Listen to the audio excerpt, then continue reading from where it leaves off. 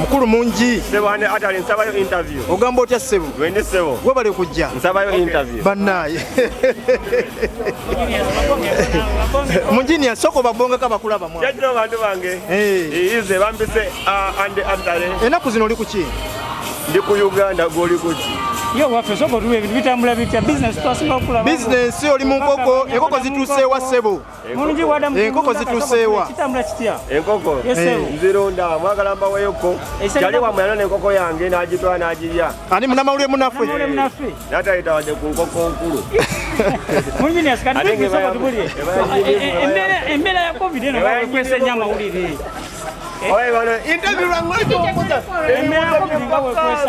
Wo bali kujja kuwagira muganda wo. Kiwulika kitya okulabika nga Munginius osaza okujja okurepresentinga kunaku lwaleero? Kirabika kitya okulabika nga kiwulikika kitya? Kiwulika mutuba wakanze kulya nnyama na kyali wange. Alaki mumbuza ebibuuzo by'ekiyaye muli bayaye. Twasembayo kuwulira nga mutugamba nti gwe nezamba mugendagenda mu studio project efuluma ddi abantu balinze. Nebane ande atalo n'ebibuuzo eby'ekisiru. Nengera kyekituufu ta. Kyamana kimugamba nga kyali wange ne katali mu mbimu za ku TV. Tezikiriza tugenda bita. Tunyize. Nenga ddala mwina kyemufumba Munginius n'omukulu gyenezamba. Munyize. Mulo ande nagamba ko bugambi nga kyali wange. Ati ni munamawulire kati. Ngesowazne n'oli mu gundi njala okuva mu Baboon Forest. Osuubirayo gwe okubaako ekiro kyatandika ng'ekya Baboon Forest kyekola oba gwe oli byankoko byokka? Baboon Forest ekola ki? Binayo okutunda engoye. Okwongera okupushinga brand yawe nga bonti gwe nga kuntakinte. Nedda olaba okoze otya okuwanika brand y'okuba ng'ogimaintaininga? Kyebayita pop-up shop teguba mulimo kati bannamawulire nsaba mbanyonnyolemu. Pop-up shop teguba mulimo muli asaza okutunda ngoye. Kibanga okola poster n'ozikuwa abaana ne bazitwala ewaka. This is branding. Enkoko mulimo olunda nogange nafuna musente. Pop-up shop nona atunda nafuna sente. Size sente zogamba mbu kyengenda okukola okugaggawala. Pop-up shop obwena byo promotinga okola kibata kyobola baga pop-up shop ejja wano netundira wano nevaawo bannamawulire mungi yogera ku awadi zino kale si mulimo kino kyali mukola ndoba yali mukikola bwati kuba it's a branding thing, you understand? It's not a business. Mungi awadi zifuusa awadi mu Uganda soko otuwe endowooza yo gwe ng'omuyimbi ali established awadi zikyalina relevance wano bate aludde ng'azifuna gwazipikinze n'oziyola ebbanga ddene wano osobola otubulira kyolowooza ku nsonga eri awadi mulo awadi zo zaagwa osigala kiddamu kyogera nabo zo zaagwa kale luli edda awadi nga zipushinga omuyimbi ogenda mu studio okola akayimba ennaku zino tebikyakola abayimbi olaza frima bwe ziswaza abantu osuubira tugenda kukola tutya okutuuka ku mutindo gulo gwa Banigeria abagendayo bavaayo banyiize kubanga babayisa bubi tiketi be bazeegulira nga muŋŋankola ebyo nammwe kati gwe ng'omuyimbi wa hip hop waliyo awadi ezafulumye naye nga temuli kategori ya hip hop gwe okyogerako ki?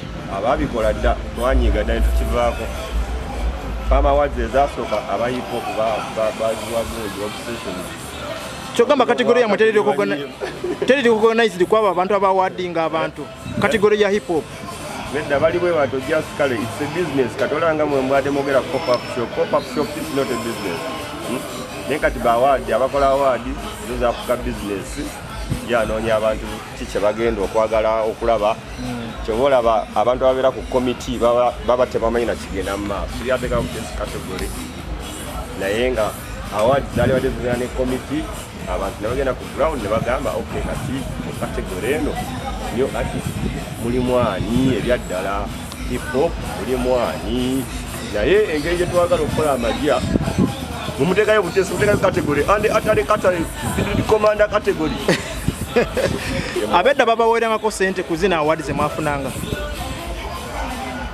omukyala ali atya yali mulungi album ne kyebayita EPs bintu abantu baagala okubiwuliriza so nange birina ebyaffe byesitagala bagamba gwe binagamba ono namugamba so waliwo ebiri mu studio betuli mukukolako naye iriizo liriizo ati bakibagamba hip hop tali musente abayimbi abayimba hip hop abamu badduka yate ne badda mu bidanda naye nga waliwo abayinamu abamukola mu ssente sibubuuza.